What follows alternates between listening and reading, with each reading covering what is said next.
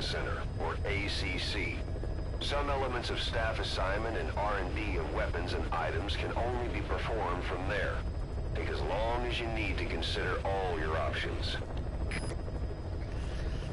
So, da sind wir wieder zu einer kleinen Spezialo-Folge Metal Gear Solid 5.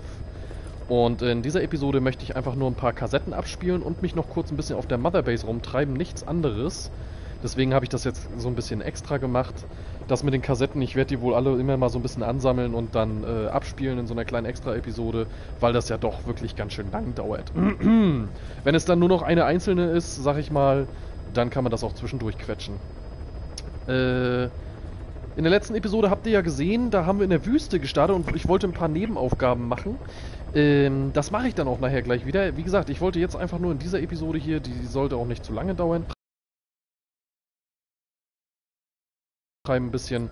Wir haben auch nichts weiter gemacht, außer zum Helikopterlandeplatz zu reiten. Was anderes habe ich nicht gemacht. Es ist auch schon wieder reichlich spät. Ich werde auch gleich ins Battle hüpfen. Aber wie gesagt, vorher wollte ich gerne nochmal mir die Kassetten mit euch anhören. Und auf der Motherbase kurz gucken, ob ich da nicht vielleicht auch noch ein bisschen was basteln kann. So, wir waren fertig mit Ocelots Missionsbesprechung 1. Und jetzt hören wir uns Ocelots Missionbesprechung 2 an. Und oh ja, hier gibt es eine ganze Menge zu hören. Der Spitzname Shalashaska. Ocelot. I hear they started calling you Shalashaska in Afghanistan. What's that about? You know the term Sharashka? It's slang for a suspicious, hastily thrown together organization. The word became associated with a type of forced labor facility in the Soviet Gulag system. OKB scientists and engineers who'd been convicted of crimes were sent to a Sharashka for forced R&D. The Sharashkas were supervised by Lavrenti Beria of the NKVD, the secret police, under the official name 4th Special Department. Forced research? That's not very different from what we do here. Diamond Dogs is different. Everyone here believes in you. Regardless of where they came from or why they're here, they revere you. And they're fighting because it was their choice. And if it wasn't, they'd leave? Who knows? That's our reality here, whether it's real or not. If there's another truth, I don't want to know it. All that matters is that's the concept that's taken shape in their heads. The traces of a group ideology, our superstructure, to put it in Marxist terms. All right. Go on. Right. So anyway, at some point the enemy started calling me Sharashka. This was after the war in Afghanistan broke out. While I was keeping an eye on you in that hospital, I was also heading up interrogations here. The men I broke gave up their comrades and families, everything they wanted to protect them most. No real cause for it. I just let myself get caught up in the old Russian pride. And suddenly I received the honor of becoming Special Interrogation Advisor to the forced labor camps. But the more men I interrogated, the more people saw me as just that, the interrogator. It helped cover my real objective of keeping you safe. You went that far for me? Far enough to keep you alive. I ended up being pretty well known among the Afghan guerrillas.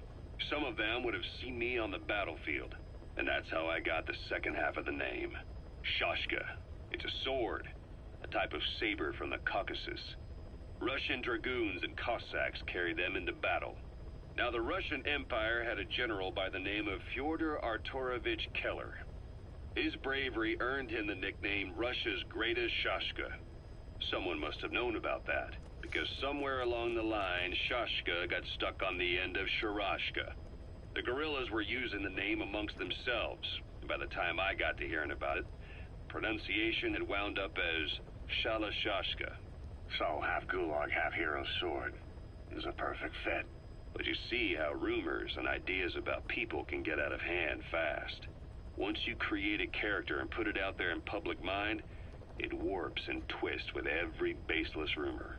And before you know it, all people see are phantoms. In my case, it works out just fine. I'm plenty used to working under aliases.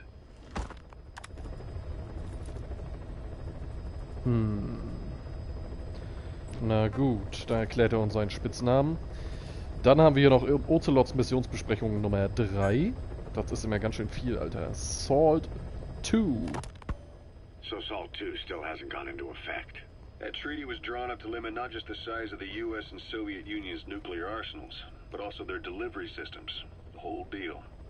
Just when we thought all those years of negotiations had paid off, somebody decides to invade Afghanistan. The timing couldn't have been worse. The president was in the middle of the SALT II talks back then.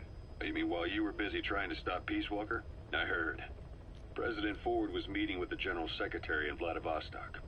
In his absence, the political brass in America detected what they didn't realize was false nuclear launch data from Peace Walker, and were on the verge of ordering a retaliatory nuclear strike.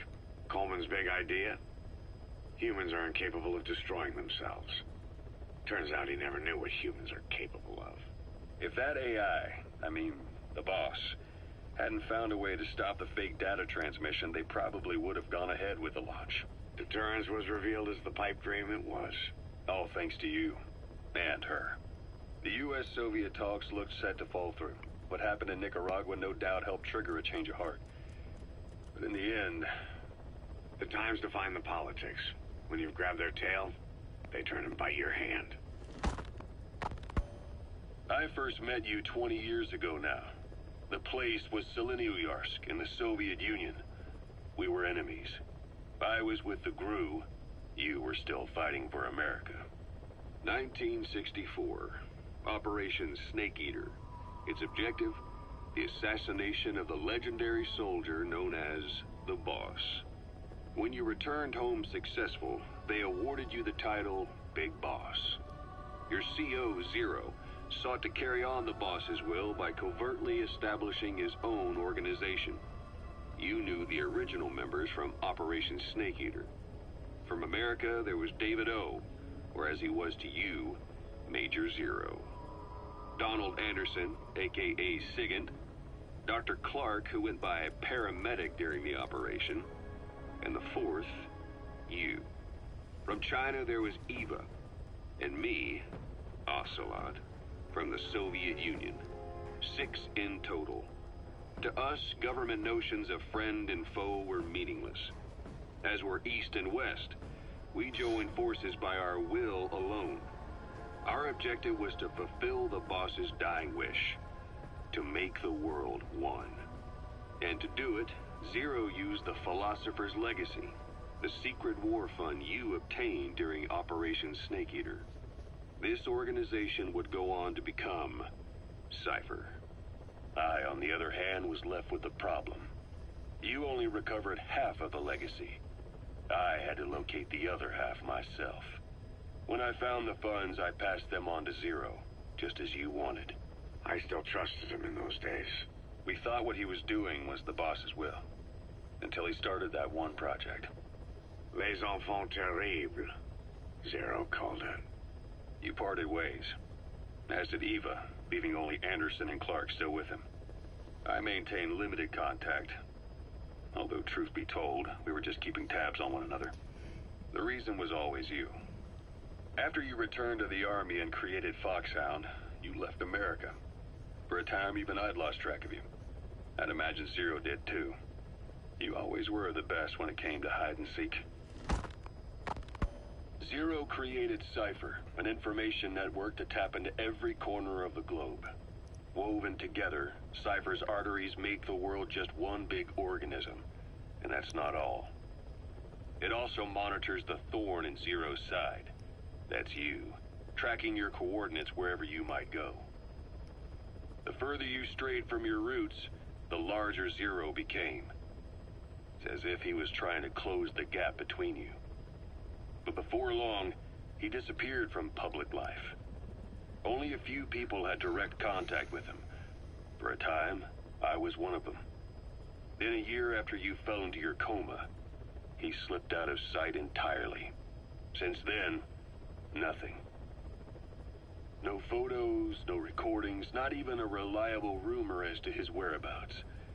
I tried every method I could think of, but Zero was gone.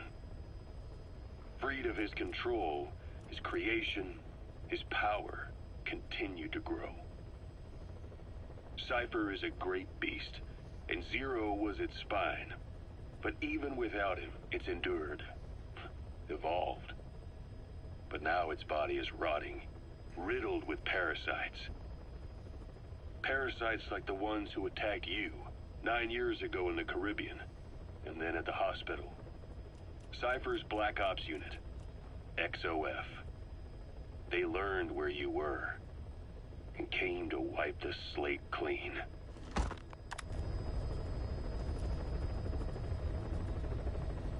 So viel zur Hintergrundgeschichte von Cypher und Zero. Und wir hören die nächste Kassette, Afghanistan heute. Christmas Eve, 1979. The Soviet Union rolled into Afghanistan. Muslims had revolted against the Soviet-friendly regime established the year before. The DRA forces could no longer contain it themselves, so the Soviets went in to intervene. The Afghan government was powerless and fraught with infighting. They lost the hearts and minds of the people, and that alarmed the Soviet leadership. With the Islamic Revolution happening in Iran, the Soviets felt they had to act fast or risk the spread of Islamic revivalism. A superpower, sending a motorized rifle division against men on horseback with antique rifles. Everyone thought it'd be over in an instant, only it wasn't. Some Muslims made their fight a jihad, a holy war, and began a guerrilla campaign on all fronts. A war of attrition. These fighters call themselves Mujahideen. They're being supported by the West through Pakistan. That's why Miller was involved. He was training them near the zero line. The war has become a nightmare for the Soviet troops stationed here. They thought they'd be headed home in 6 months at the most. Then a year passed. 2 years. Now here we are 4 years on with no exit in sight. Afghanistan has become the Soviet Union's Vietnam. The Soviet troops on the ground want to go home, but at least they have homes to go back to. The Afghans have lost theirs. The Soviets destroy the kishlaks, villages, wherever they can. They burn down homes and fields, fill in wells, turn pastures into minefields. It's created a mass of refugees who fled to Pakistan. If the Mujahideen are fish swimming around the villages, the Soviets will go so far as to dry out their ocean. But this has had a big price. There's bitter resentment among the Afghans, and they're taking out their anger on the soldiers on the front lines. Among the Mujahideen are the Pashtun people. They're fiercely devoted to their code of Badal, or revenge. Soviets they've captured have had their hands, feet, and noses cut off before being left to die at the side of the road, just to show their comrades what they're capable of. Friendlies who come across them can do nothing but put them out of their misery. Then they burn down another village in retaliation. And the cycle of vengeance goes on.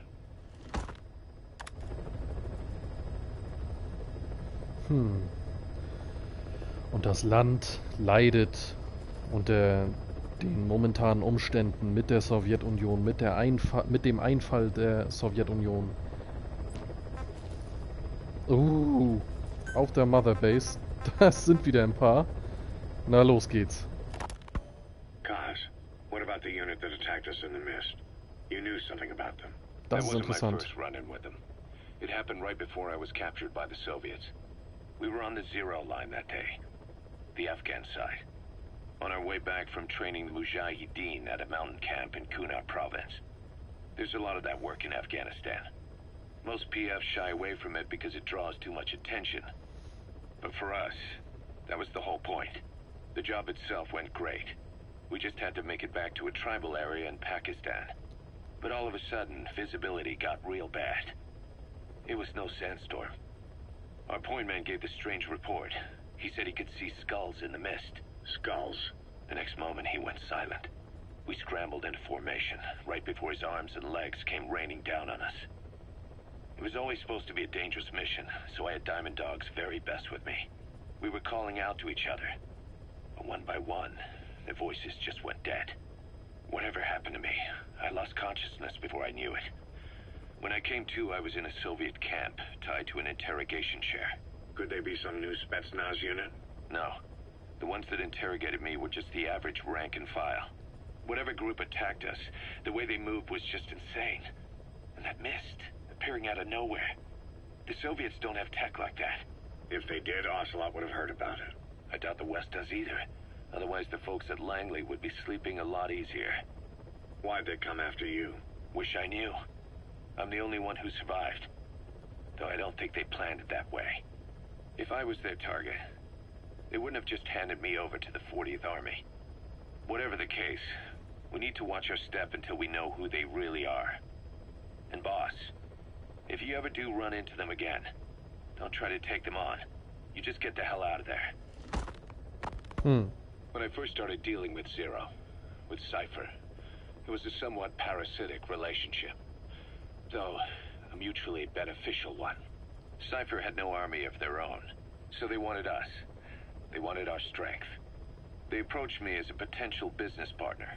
But they had other motives. Cypher coaxed us into Central America, into that US-Soviet proxy war, to fuel Motherbase's growth. Once we were big enough, they'd force us to join them. That was the plan. That's why they had Paz, still Zeke. Right. And if we refused, she would use Zeke to fire a nuke from Motherbase. The world would consider us a liability, and countries would unite to destroy us. We stopped the launch. And yet they still took us down. Through that fake inspection they orchestrated to cover up their sabotage. That power Cypher wanted. We don't have it anymore. So why are they still after you? Is it just the fear of leaving you alive? I don't know. Was Zero really... All I know is the man I knew wouldn't want this. What do you mean? We have to consider that it might not be Zero we're dealing with. We know virtually nothing about Cypher anymore. How big they've gotten, what they want, or even who they really are. The new Motherbase started out as a test drilling rig operated by a mineral resources supplier, but their project fell through. The Seychelles government was happy to hand the place over to us. It was just scrap on stilts. So with a few dummy construction companies set up as fronts, we started renovating the half-finished rig. From the outside, it looked like the project was back on rails. Kaz, you... What? I see what you're doing. Recreating the Motherbase we had 9 years ago. Only this time. That's right. The Motherbase Cypher thought they destroyed will return from the grave to kill them. We'll prove to the world that we were the victors. And if we lose again? They can't fool us the same way twice. Now our enemies are in plain sight. And when our organization gets too big, we split it across companies. Any company that draws attention gets liquidated, and its capital is back-channeled into a new company. Most PFs are small-time operations anyway. And in this business, the minnows go bankrupt all the time. We've never aroused suspicion. Plus, we have Hewick. Hewick? Human Exploitation Company. It's a business specializing in intel gathering. Think of it as a civilian intelligence agency. Kaz, that's... Remember what they were trying to accomplish at the prison facility in Cuba? That gave me the idea. We dispatch moles into conflict zones around the world, and each sets up an intel network on site. Then they stay in place to give us stable points of contact when other nations intervene in the conflicts. Hewick's strength is that it has a cutout at each level. You get your job from one guy, then you hand it off to another. No one has direct access. It's a perfect black box. Hewick members also work their way into the superpowers intelligence agencies to make sure Diamond Dogs gets work. We have those countries by the balls. That's our deterrent when we need it. Networking? In the intelligence community? Sure, that's how we've grown this far. And when you go out on missions, intel from Hewick will be there to back you up. But despite all that, the only reason I'm not dead is that they needed to know where you were. Figured if you woke up, I'd go straight to you. That's why you made that ruckus at the Zero line. Yeah, to make their own surveillance work against them. I think it took some of the heat off Cyprus. Kaz. Then I just had to wait for you to save me. And I've gotten used to waiting. Kaz. That's not all. It was a good chance to scout the market. And with the West wanting the Soviets out of Afghanistan, their agencies are bursting at the seams with funding. Boss, let's start by building up our Afghan presence. Why put Motherbase in the Seychelles? We're at the center of the world here. We're all the way out in the Indian Ocean. Come on. Lebanon, Sri Lanka, East Timor, and Africa. From here, our reach extends to conflict zones the world over, including Afghanistan, of course. So it's prime real estate for a mercenary. Exactly. Latin America isn't as close as I'd like, but we have Amanda and her people to help in that department. And besides, the Seychelles government owes us a favor. Owes us? The Seychelles has strong ties to the east, which the west wanted to shake up. It came to a head 3 years ago, in an attempted coup. It was a force of South African mercenaries, with U.S. backing behind the scenes. They were only platoon size, but South Africa is home to some heavy PFs. Too much for the Seychelles to handle. In the end, they accepted help from the Tanzanian army and quelled the coup. We set up the deal and handled on-site tactical instruction. That led to some training work for the Seychelles military. And when we put down a mutiny within their forces, well, we made a lot of people happy. They don't pay us. They just let us have a piece of their offshore territory on the promise we'll come running if something else happens. So we're bodyguards, too. It's a good setup. We can only take Motherbase so far here. We'll have to find somewhere else when this place starts getting big. Aren't you being a little hasty? Nothing hasty about it. You're back with us now. So, Kaz, the ship that took us from Cyprus, it used to be a whaler. Yeah, a Japanese vessel. How was the voyage? It was...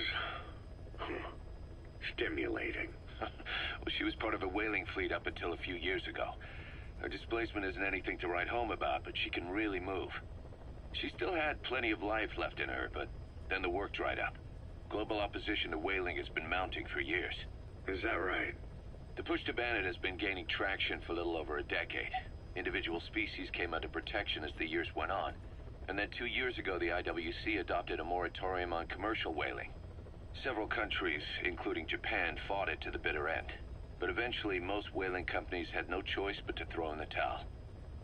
You ever tried whale snake? Can't say that I have. When I was a kid in Japan, practically everybody ate it. That good, huh? The country was poor in those days, and whale was cheap. International opinions changed since then. In any case, that's why we were able to get a bargain price on the ship. Of course, we did end up spending 5 times the purchase price in modifications. We had to really work to fit in all the ESM and communications gear while keeping the whaler look intact. Right now she's going around conducting SIGINT missions. In the future, we plan to use her as a communications relay base between you and Motherbase, and also as a chopper resupply vessel. Diamond dogs.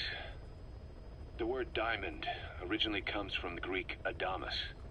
It means indomitable, unyielding. Other words for the stones often mean eternal bond, fortitude, or purity. The same is true of the Star of Bethlehem flowers you laid on the boss's grave. They represent innocence, as well as chastity, yielding to no man while maintaining one's virtue. In other words, staying loyal to something. Oh, ziemlich viel Input. Ich kann mir vorstellen, dass es sehr anstrengend für euch ist. Es tut mir leid, aber ich persönlich will das alles wissen. Ich will das ganze Hintergrundwissen haben und deswegen höre ich mir die Sache an. Und wenn ihr auch so interessiert in die Story seid, dann hört ihr euch das auch an. So, der brennende Mann. Das ist natürlich etwas, worauf ich mich schon sehr freue, das zu hören, denn ja, der Typ war einfach nur krank. Snake, I wanted to ask you about the man on fire. What do you remember from the hospital?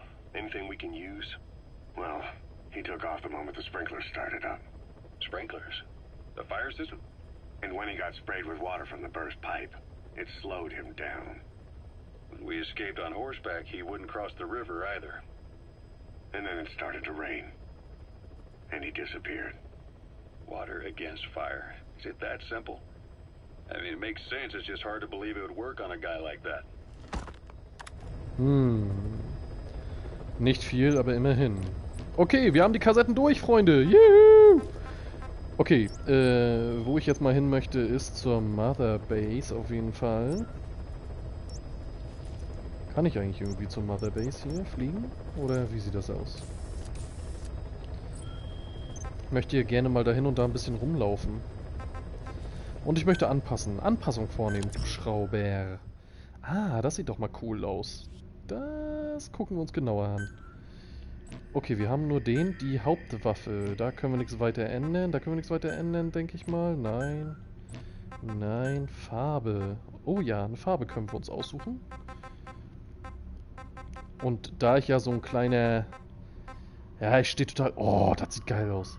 Das sieht geil aus, das nehmen wir. Ich stehe total auf Rot-Schwarz, ohne Scheiß. Ich stehe total auf Rot-Schwarz. Das nehmen wir. Oh. Alter, Gold. Läuft. Nein, wir nehmen aber hier dieses Rot-Schwarze, das nehmen wir. Das sieht geil aus. Okay, Anpassung anwenden. Jo, da haben wir schon mal den Helikopter angepasst. Springt der immer wieder raus? Ist ja blöd. Ein Emblem! Ja, ich möchte ein Emblem basteln für meine Motherbase. Das können wir hier auch noch machen. Dafür haben wir diese Folge. Das ist wirklich nur so eine reine Special-Folge. Die wird auch zeitgleich rauskommen. Mit dem anderen Sheet. Hintergrund, was nehmen wir denn? Sowas? Nee, ich hatte schon eine gute Idee eigentlich. Das nehmen wir.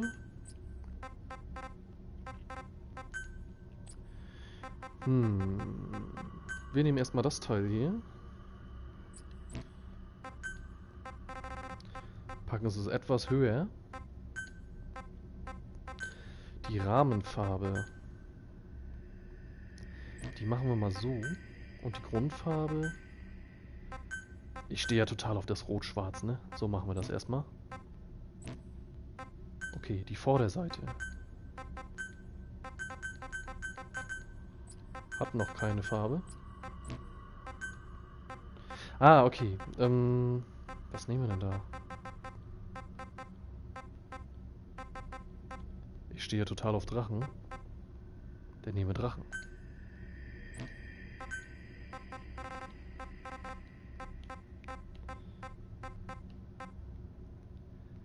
So. Die Farbe.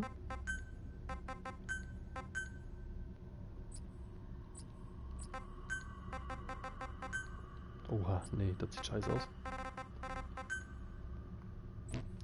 So, und die Randfarbe vielleicht auch schwarz, denn? Ja, das ist schon mal okay. Sollte ich denn vielleicht hier einen anderen Hintergrund nehmen? Hier vielleicht rot und schwarz. Roter Drache auf schwarz.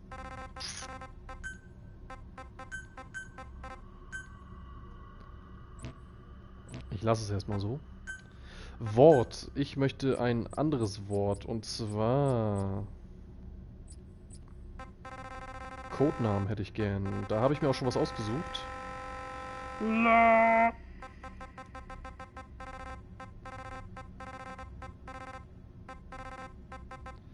Einmal Snake.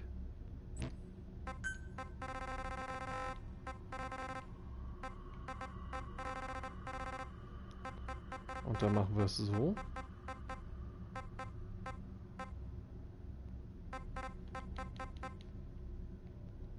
Pass auf, wir machen das anders. Wir machen das anders. Warte.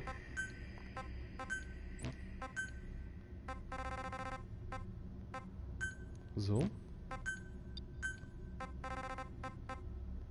So. Das Wort Snake.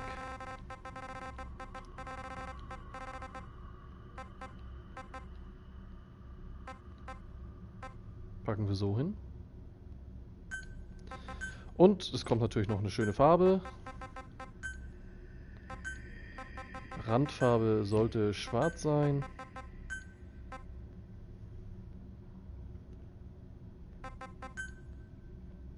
Das finde ich passt auch irgendwie geil. Blau sieht auch geil aus. Nehmen wir mal das. Und hier nehmen wir auch wieder ein Wort. Und zwar ist es ja unsere Motherbase und deswegen ist es der Snake Ground. So habe ich mir gedacht.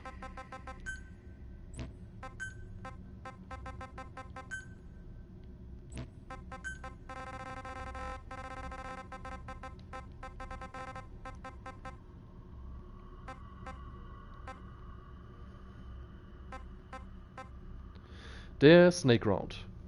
Sieht natürlich alles noch ein bisschen scheiße aus, aber hey.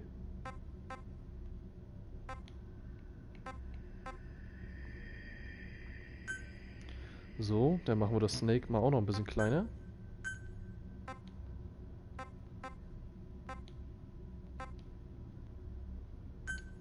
So. Aber irgendwie gefällt mir das mit dem Drachen nicht.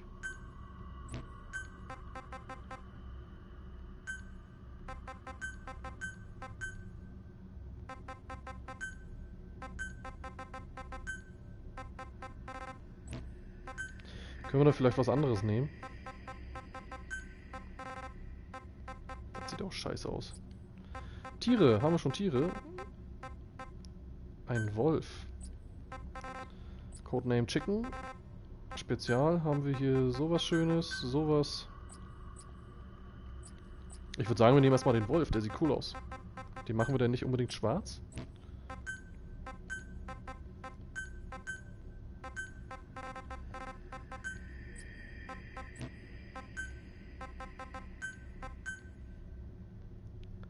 Das sieht doch irgendwie geil aus.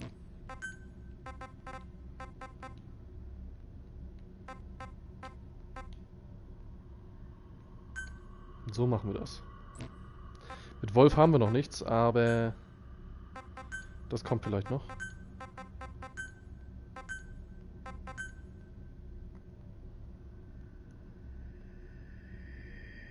Die Schrift da oben sieht so kacke aus, ganz ehrlich. Ich bin am Überlegen, das einfach gerade zu machen. Vielleicht einfach so. So.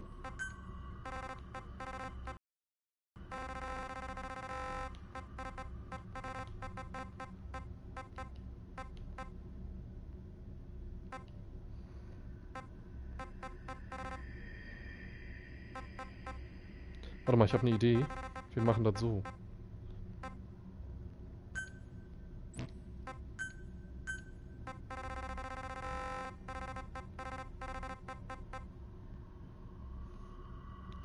So ist das auch okay. Snake Round. Und ein Wolf. Passt perfekt. Passt nicht, aber können wir ja noch anpassen, wenn wir weitere Sachen freigeschaltet haben. So. Das Emblem haben wir auch. Die Grundfarbe. Damit ändern wir die Grundfarbe von unserer Motherbase. Und Orange ist ja ganz nett, aber es gibt natürlich auch noch andere Farben. Zum Beispiel Rot wäre geil. Ich glaube, ich mache meine Rot. So. Huch. So, Rot.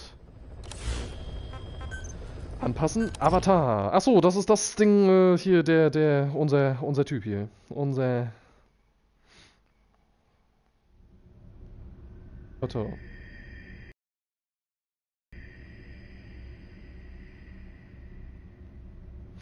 Ja, den lassen wir so. Zack.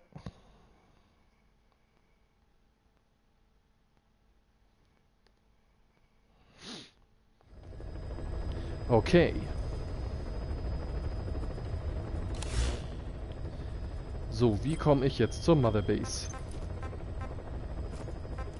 Das ist jetzt die Frage. Wie komme ich dahin? Nebenoperation, Missionsliste, zurück zur Motherbase. Ach da, okay. Gut. Ja, dann die hier. Jupp, an dieser Position aussteigen. Dann gucken wir uns die nämlich auch noch mal kurz an und dann beende ich diese Folge und wir haben eine Hintergrundstory-Folge gemacht mit bisschen Anpassung von einem Emblem und einem, ja, ein bisschen Waffenentwicklung und so weiter und so fort. So das Übliche. Mal gucken, was jetzt noch kommt, wenn wir zurückkehren.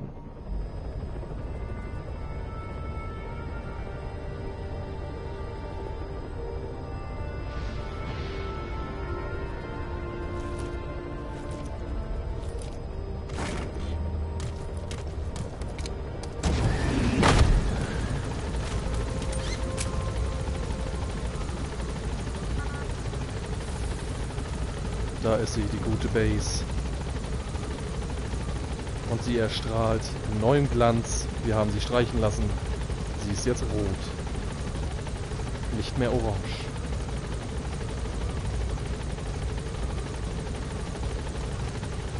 Und da möchte ich gleich mal sehen, ob hier neue Leute langlaufen. Guten Tag. Und wir sehen auch gleich unser neues Outfit. Blau mit Schal. Dankeschön.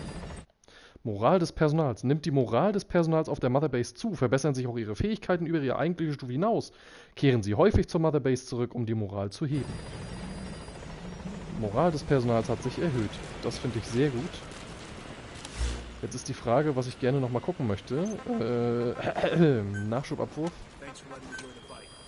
Ausrüstung. Moment. Munition, Schalldämpfer, Waffen, Gegenstände. So, hier, guck mal. Stadt Blau mit Schal. Tigerstreifen oder Olivgrün? Ich möchte mir mal das Blaue angucken, deswegen habe ich mir das jetzt mal runterbestellt. So, Entwicklung. Kann ich denn noch mehr entwickeln jetzt?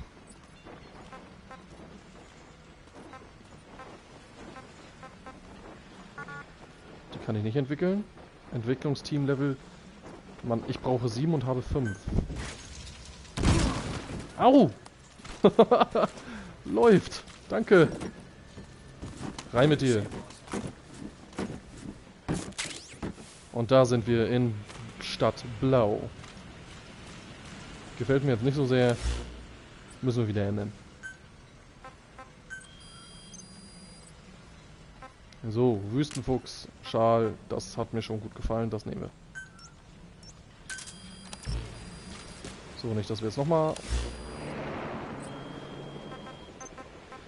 Warte mal, ich könnte doch jetzt eigentlich, wenn ich jetzt 2 weitere Leute von Unterstützungsteam...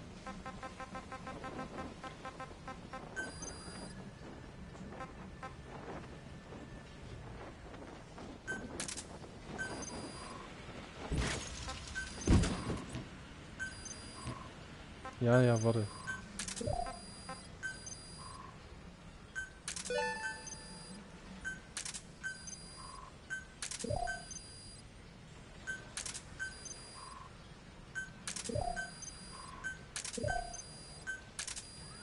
Alter. Okay, das hat nichts gebracht. Wir kommen nicht auf Stufe 7. Schade. Gut, dann werde ich mal wieder Autozuweisung machen. Alle Mitarbeiter auf die beste Position. Gut, so wollte ich das. Jetzt haben wir wieder Level 5 und Level 3. Das passt schon. Und meine Kiste müsste gekommen sein, genau. Zieh dich mal wieder um, Junge. Die Sonne geht auch runter. Dynamischer Tag-Nacht-Wechsel, immer noch geil. Und da sind wir wieder, der Wüstenfuchs. Den wollte ich haben. Okay. Gut, wir sind unser eigener kleiner Avatar hier. Ich laufe hier nochmal kurz ein bisschen durch die Gegend. Kann ich auch rein? Weißt du, meine Basis, komplett meine Basis und ich kann hier nirgendwo durch die Tür gehen. Ist das scheiße.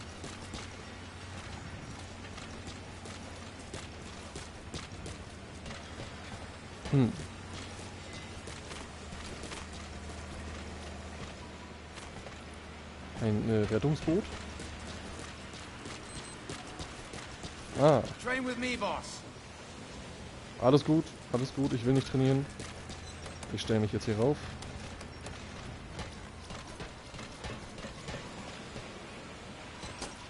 Und klettere am Hang. Nein, natürlich wieder nicht hoch. So.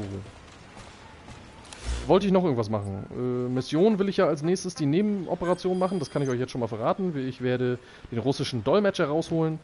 Und ansonsten gibt es eigentlich nichts weiter, was wir hier machen wollten. Ne? Personalentwicklung, ja gut, das können wir alles. Personalverwaltung. Alles gut, soweit. Ich weiß nicht, was es bedeutet, dass der hier... Dass die hier Punkte haben. Vielleicht bedeutet das, dass sie noch neu sind.